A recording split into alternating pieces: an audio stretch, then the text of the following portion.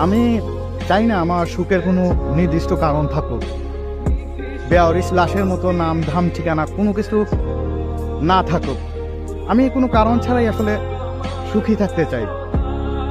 যে বা যাদেরকে আমি আমার সুখের কারণ বানাইছি, যাদেরকে আমার সুখের ঠিকানা বানাইছি, তারাই আমারে কষ্ট দিয়া দুঃখ দিয়া অনেক দূরে চলে গেছে, অনেক।